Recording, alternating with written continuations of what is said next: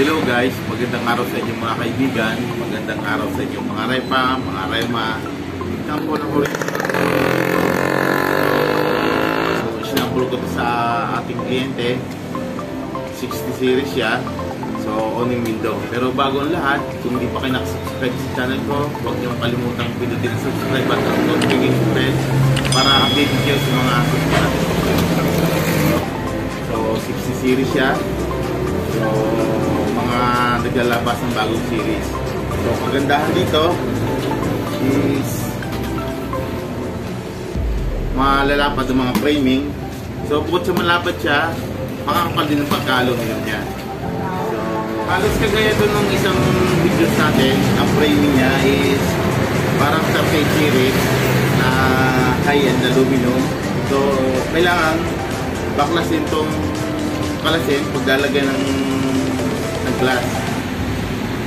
So, wala akong mga molding na nilalagay para panlaki sa langit.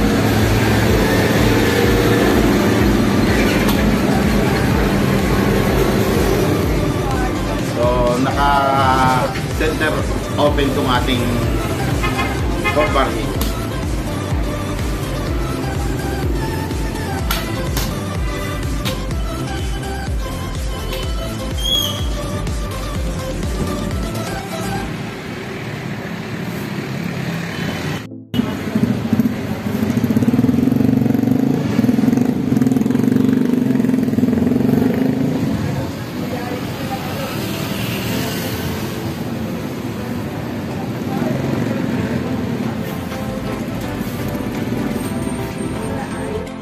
So, para maging mas maganda to, nilalagyan natin ng rubber itong ating panel at saka ang perimeter niya. So, ito yung rubber ng ating panel.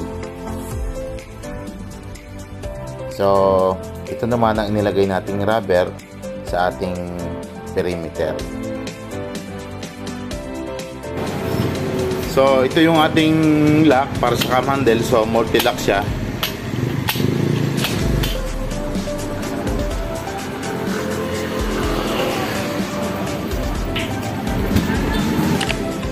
So, actually, na-approve na ito ng ating client. So, medyo maraming panel siya. At ito, inassemble na namin itong aming mga framing. So, ang mangyayari is dito ang owning and fix sa baba. Owning, fix ang ilalim. Pero ito, puro owning siya. So, nilagyan ko ito ng tube kasi may mga roll-up screen tayo.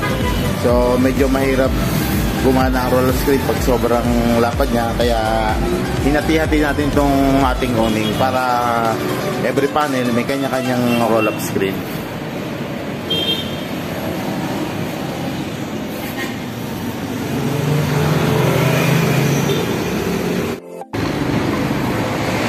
So mga repa, yung ating owning window,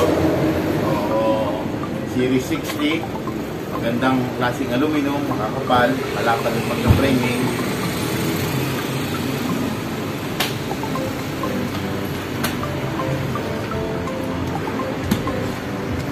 Suwabe siyang buksan at isara.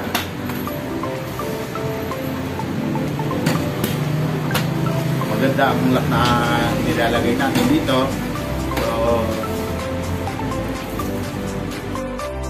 So, may nabibili rin tayong bracket para gamitin dito sa ating perimeter at saka sa panel. So, ina-allen wrench lang natin to.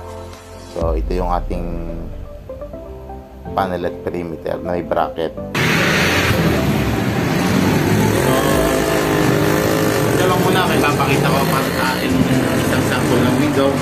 So, kung gusto nyo ng magagandang klase ng window, may magagawa natin yan at may pipicture na tayo.